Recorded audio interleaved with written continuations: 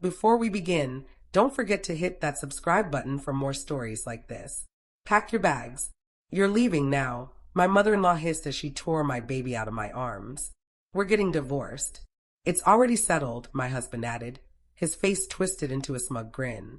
My vision swam until a voice echoed from behind them. I'm 56 today, running a busy community center on the outskirts of Minneapolis. People call me tough, a survivor, someone who built a life out of nothing.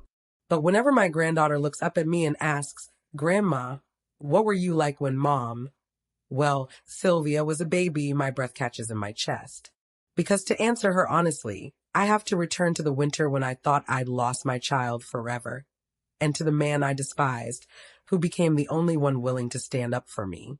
33 years ago, I was just 23, a junior nurse at a small hospital in Duluth. My family introduced me to Harold at a church picnic. Everyone said he was a good match, heir to a massive farm, dependable, polite. But I didn't love him, not even close. At my engagement party, my aunt squeezed my hand and whispered, "Stability matters more than romance, dear." I wanted so badly to believe her. Within months, I was married and living in a creaky old farmhouse surrounded by endless soy and cornfields, far from the lake and friends I grew up with. From the very first morning, the house felt like a prison. Harold's mother, Helen, inspected everything I did, my cooking, my laundry, even the way I folded napkins. "No wonder Harold looks so pale," she'd mutter, eyeing my casseroles. "You cook like a hospital cafeteria." She left little notes criticizing my housekeeping tucked under the sugar bowl.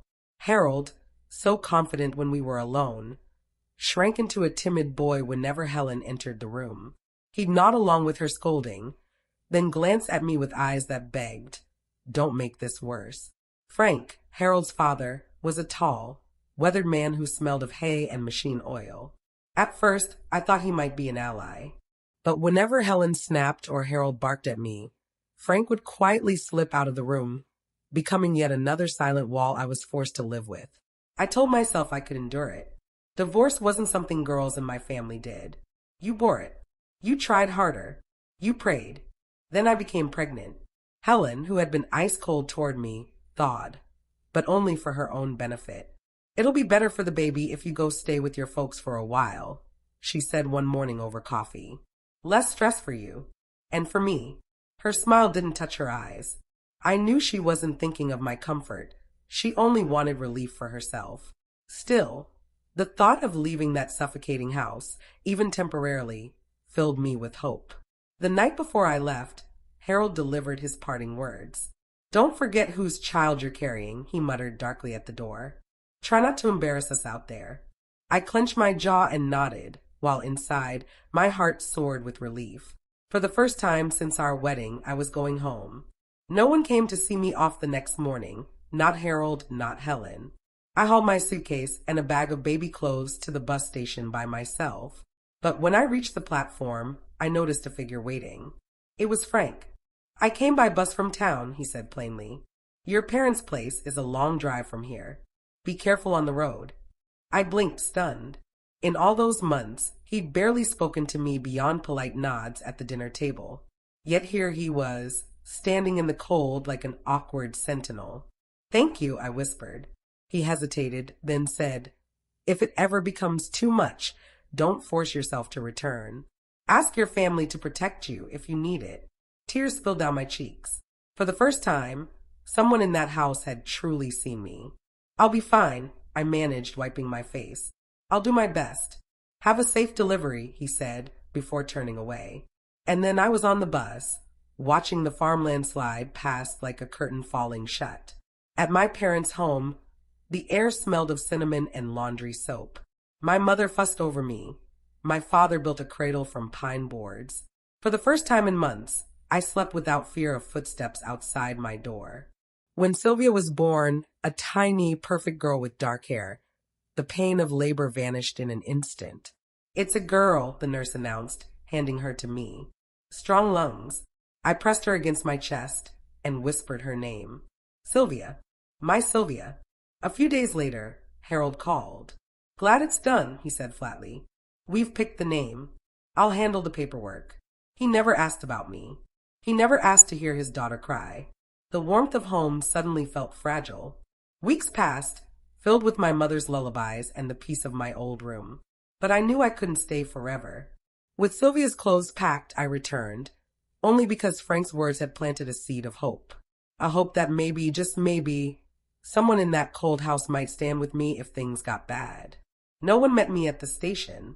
I balanced Sylvia on one arm, my duffel on the other, and trudged up the gravel drive. The farmhouse looked unchanged, only colder. When I opened the front door, Helen appeared, smiling a smile I didn't trust. "Oh, you're back early. Hand me the baby," she said, reaching out. Before I could speak, she whisked Sylvia from my arms and carried her into the living room. Her voice floated back. "Her name is Sylvia. Isn't she precious?" I stepped inside, clutching my bags. Harold stood by the window, arms folded. "Welcome," he said. "Welcome home," he said quietly. "Thanks for making the effort." "It's been a while," I answered, trying hard to steady my voice. Then his next words hit me like a punch to the chest. "We're getting divorced." "What?" From the other room, Helen's voice cut in. "The house has been sold. Pack your things. You're leaving right now. The baby stays with us." My legs nearly gave out. "You can't do this. She's mine. Please."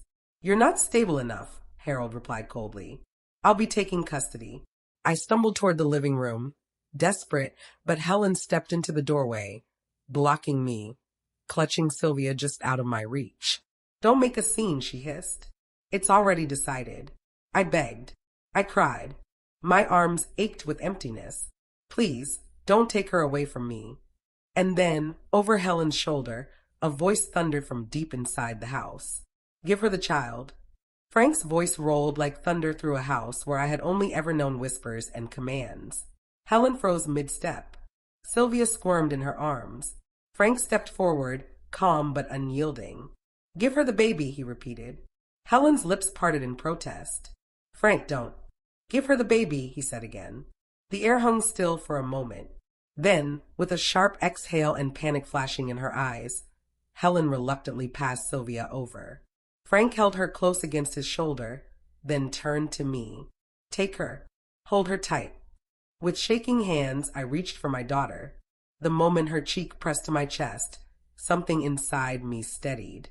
My arms finally felt whole again. I looked up at Frank, unable to speak. "Come inside," he said firmly. "Now." I hesitated. For months, this house had been nothing but judgment, coldness, and control. But Frank's voice had changed the air. I stepped inside. Helen stood rigid by the couch, glaring as though I dragged filth into her spotless room.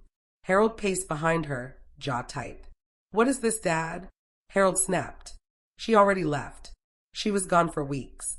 "Sit down," Frank said, his voice low but firm. When they didn't move, he added, "Don't make me say it again." Harold slumped into a chair. Helen stayed standing, but she stilled. "You think I didn't know what you were plotting?" Frank said quietly. "The late-night phone calls, the whispers in the barn, the talk about that woman from before. You thought I couldn't hear." Harold's face flushed. "That's not." "You planned to use Diana," Frank continued, "to get a child out of her, then throw her aside and crawl back to someone more convenient. A woman who can't even have children. Isn't that the truth?" Helen gasped. "How dare you?" "How dare I?" Frank's eyes burned now. "You let her carry your grandchild, give birth alone, and then tried to rip that baby from her arms the moment she came back. You think I didn't hear you bragging about selling the house behind her back?" Harold jumped up. "It wasn't like that. She was gone too long. She practically abandoned us." "Shut your mouth, Harold," Frank snapped. I sat frozen, clutching Sylvia. Frank, the man who had always walked away when things turned ugly, was standing between me and the people who had tried to destroy me. "You didn't even go see your daughter when she was born," Frank went on. "Didn't ask a single thing about her delivery. You don't deserve to be her father." Helen tried again. "You're taking her side. She's not even family. She's an outsider. She's the only one here who's done anything right," Frank shot back. His voice cracked like a whip.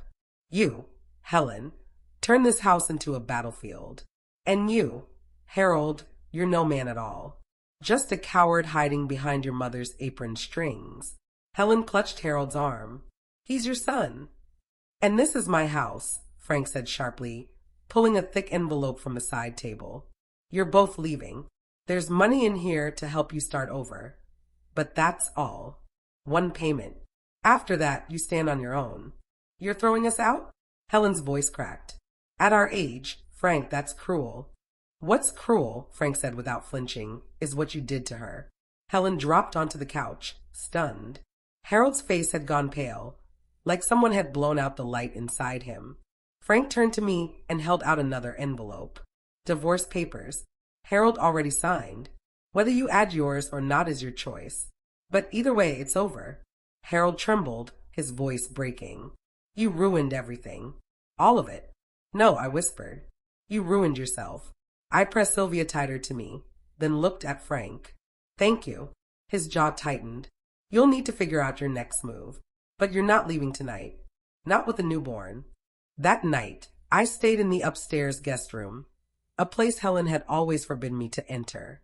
Sleep never came. Sylvia woke every hour, and each time she cried, I braced myself for Helen's footsteps, her bitter comments, her glare. But the house stayed silent. For once, that silence felt protective. By morning, Harold and Helen were gone. Their suitcases disappeared. Their bedroom door stood ajar. I didn't ask where they'd gone. For the next few days, I stayed. I didn't know where to go, and I couldn't face dragging more shame back to my parents' home. Frank didn't talk much, but each night he sat across from me at the table. Sometimes he asked about Sylvia's feeding schedule. Sometimes he just nodded and said, "You're doing fine."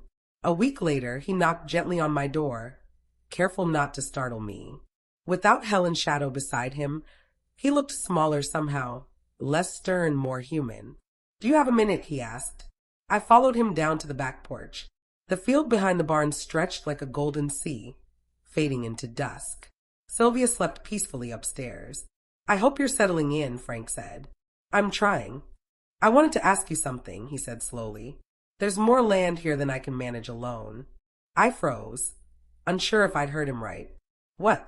Frank rubbed the back of his neck, uneasy. "I know you're not really part of this family anymore, but Sylvia is. She's still my granddaughter. And after everything, I want to leave something for both of you. You don't need to decide today. But if you want it, the land is yours." My throat went tight. I don't even know what to say. "You don't owe me anything," he replied. "Just one thing, maybe." I raised a brow. "What's that?" "Let me be in her life. Let me stay her grandfather. I want to watch her grow up." Tears burned my eyes. I had expected to walk away with nothing. Yet here I was, being handed a future. Not out of pity, but out of something deeper. Maybe redemption. "You can," I whispered. "Of course you can." Frank gave a single nod. "That's all I need." We stood there in silence, the wheat fields glowing under the setting sun. For the first time in years, I let myself believe we might actually be okay. I chose a spot on the edge of Frank's land, where birch trees bent toward the lake. The air was calm there, filled with the sound of rustling leaves. Frank helped me clear the ground, and old family contractors pitched in at reduced rates. Nobody asked questions. Nobody pitted me. And that mattered. I didn't try to rebuild the past. I built something new. A small home, bright and warm. One story, wide windows, open shelves, and a nursery filled with light for Sylvia. My parents wouldn't leave Duluth. Too many ties, too many memories, but they visited often. My mom took over bath times. My dad carved a crib with his own hands. Slowly, we found a rhythm that felt like a second chance. Frank came by almost daily, not as a warden, not even as a neighbor, but as a grandfather. He'd bring eggs, jam, sit on the porch, humming old songs while Sylvia bounced on his knee. Our bond was hard to name. He wasn't a father figure.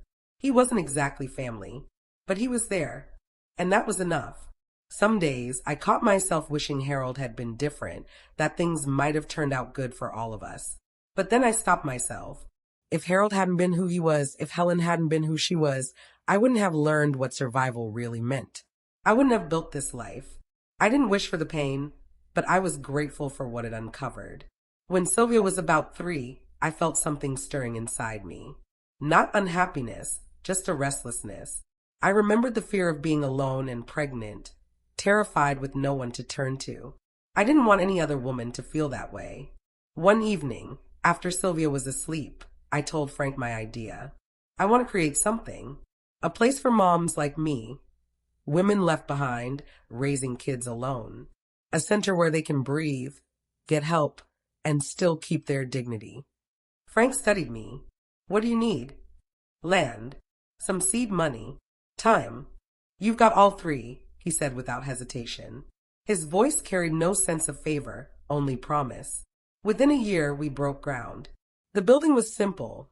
Softwood floors, playrooms, quiet rooms to rest. But it was ours. I named it the Willow House. Word spread. Struggling mothers came. Volunteers, teachers, retired nurses showed up. Donations followed. Soon we expanded a shelter wing, a kitchen program, daycare for working moms. Later, I bought the neighboring property and added a late-night pharmacy and grocery, the only ones open past 7 p.m. in the county. I didn't just want to help mothers. I wanted to change how our town supported them. People called me a success story, but the truth was simpler. It was Frank's steady faith and Sylvia's laughter that kept me going. I never saw Harold again. No letters, no visits. I don't know what became of Helen either. Maybe they tried to start over. Maybe they didn't. Either way, I didn't need closure. Their chapter was theirs. Mine was mine. Years passed. Frank grew older. His knees stiffened, his eyesight dimmed, but he never missed Sunday dinners. Sylvia adored him. He taught her to fish, change a tire, recognize wild herbs. She told him first when she got into college. He wept harder than I did. When Sylvia was 10, I overheard her ask, "Grandpa Frank, are you and my mom married?" He laughed. "Lord, no. I'm too stubborn for your mom. But you love her, don't you?" "In the way that matters," he said. That night on the porch, I asked him, "Do you regret it? Kicking them out?" Frank didn't flinch. "Only regret? Not doing it sooner." I smiled. "Fair enough. Do you think I did the right thing?" he asked. I looked at the home glowing behind us, the toys in the yard, the photos of women whose lives had changed through Willow House. "I think it saved us," I said. Frank passed away in his sleep while Sylvia was in college. He left everything to her, the land, the barns, the lake cabin. In his will, he called her my heart's second chance. Inside the envelope, I found a letter. I cried harder than I had in years. Now, decades later, Sylvia is married. Her home sits down the path from mine. My parents are gone, but their love lingers in the way I braid my granddaughter's hair, in the Sunday roast I still slow cook. The Willow House is now a full campus, library, garden, legal clinic. I no longer run it, but when I visit, they still call me Miss Diana. Sometimes, I sit on the porch and let the wind through the trees remind me. I remember that freezing morning at the bus station when I thought no one would care if I vanished. I remember Harold's cruel voice telling me to know my place. I remember Frank's words, "Give her the child now." And I smile, because I am not a victim. I am the woman who came back. I am the one who rebuilt everything they tried to take from me, and more.